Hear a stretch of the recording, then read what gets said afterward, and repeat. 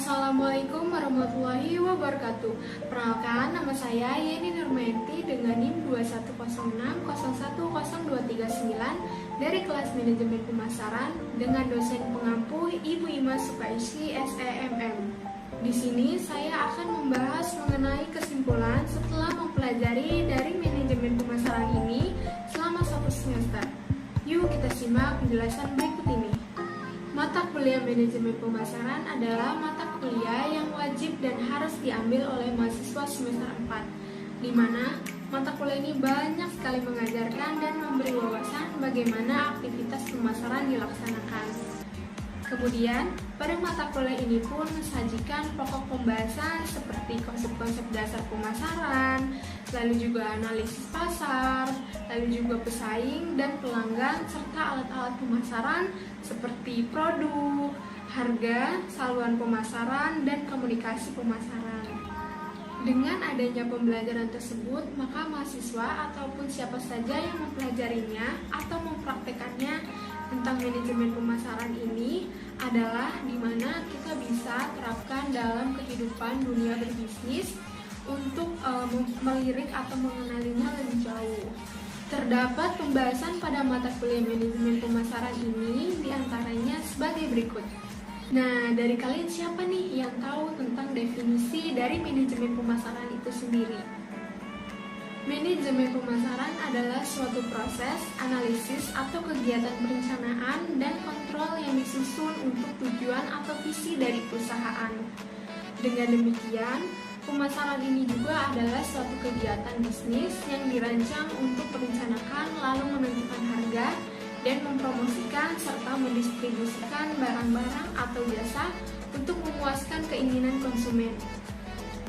Dan adapun perkembangan sejarah dalam pemasaran ini adalah di mana perbedaan kebutuhan akan pemasaran ini timbul dan tumbuh pada ekonomi suatu masyarakat yang berkembang dari ekonomi agraris atau perorangan berubah menjadi ekonomi yang mana bertumbuh pada sistem pembagian kerja dan industrialisasi ataupun urbanisasi.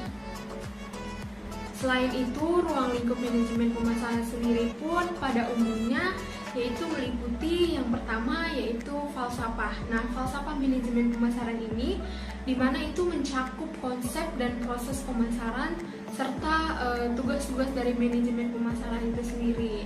Yang kedua yaitu faktor lingkungan pemasaran. Nah, yang mana merupakan faktor yang tidak dapat dikendalikan oleh pemimpin perusahaan itu sendiri. Dan yang ketiga yaitu analisis pasar, di mana yang mencakup ciri-ciri seperti jenis pasar, lalu analisis produk, analisis konsumen, analisis persaingan ataupun kesempatan pasar.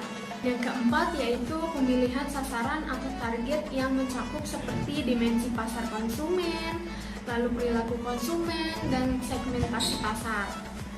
Dan adapun mengenai konsep 4P dan 7P. Nah, 4P ini dimana memiliki istilah konsep seperti produk, price, dan place atau promotion. Namun seiringnya dengan perkembangan, lalu strategi ini diperluas sehingga menjadi 7P, yaitu dengan sebutan people, process, dan practical advance.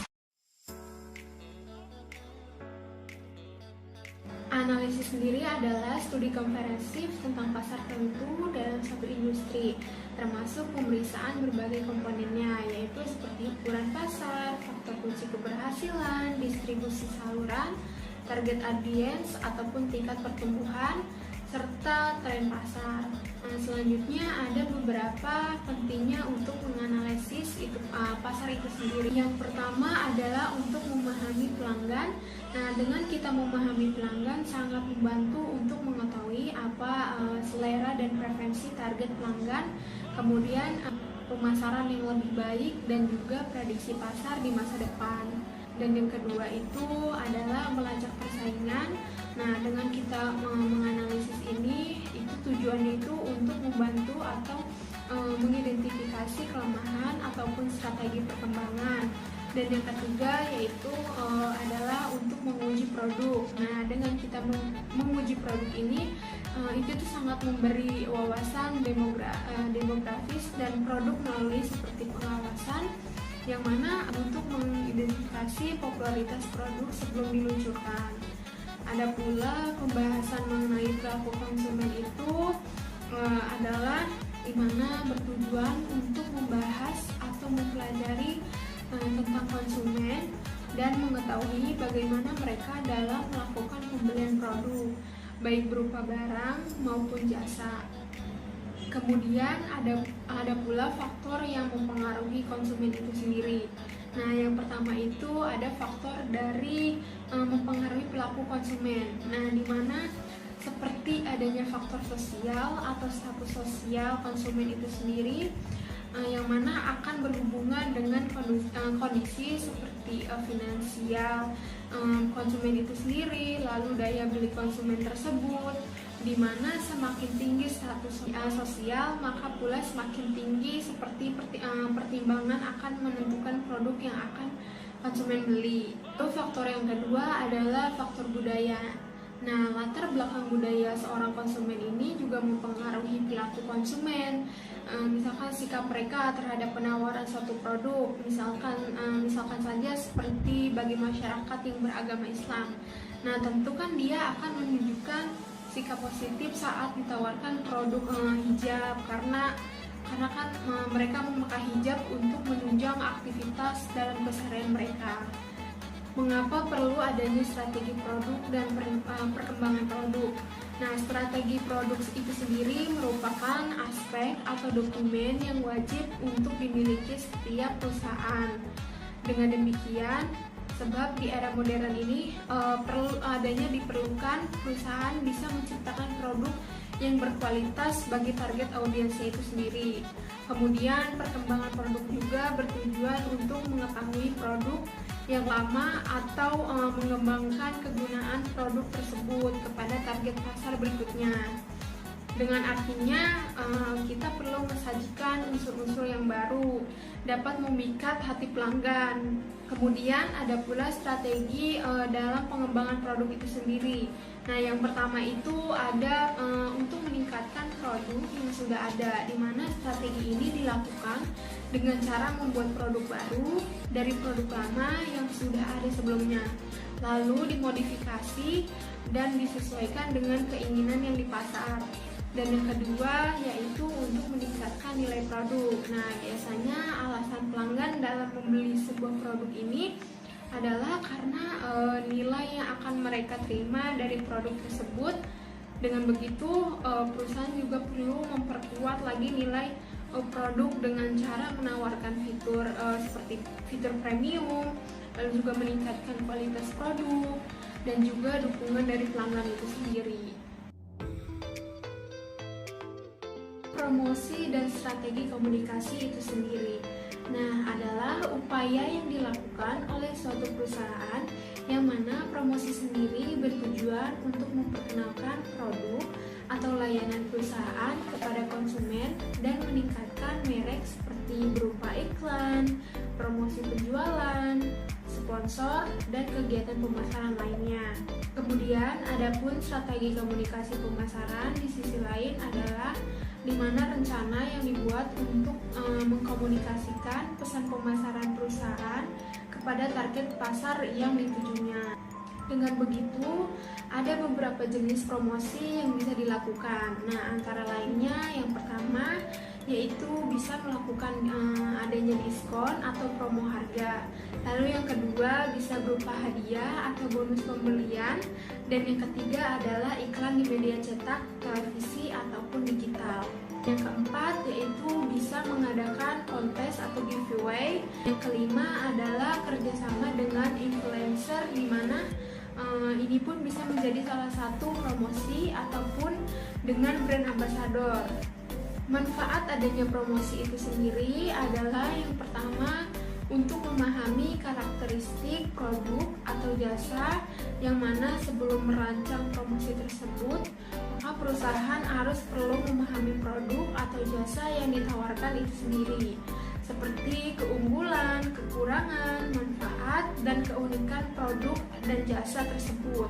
Yang kedua adalah membentuk tujuan promosi. Nah, di mana setelah memahami karakteristik produk maupun jasa perusahaan, itu tuh harus melakukan tujuan promosi yang diinginkan atau dicapai, seperti meningkatkan penjualan, memperluas jangkauan pasar, dan meningkatkan kesadaran merek. Analisis pesaing ini adalah di mana suatu proses yang dilakukan perusahaan untuk memahami kekuatan dan kelemahan pesaing.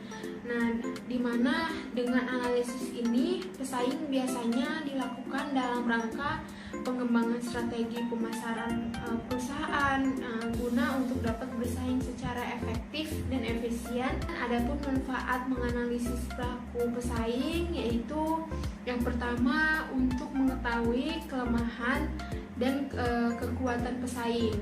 Lalu yang kedua untuk memahami tren yang ada di pasar saat ini. Dan yang ketiga adalah guna untuk mengetahui adanya ancaman yang mungkin sedang terjadi. Selanjutnya ada inovasi dan manajemen produk baru.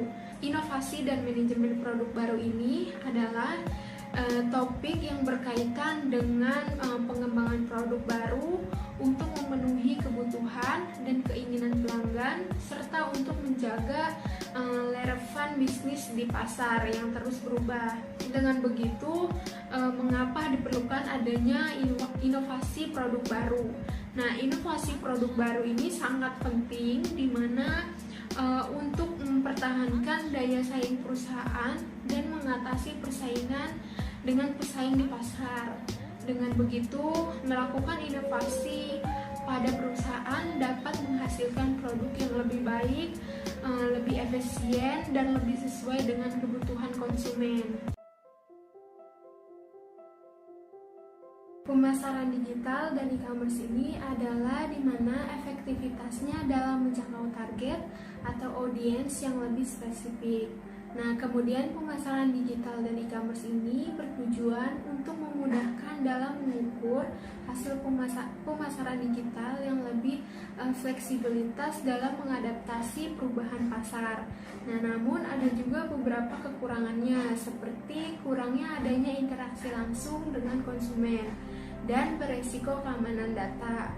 Dalam praktiknya, hampir semua jenis produk dan layanan bisa memanfaatkan pemasaran digital dan e-commerce ini.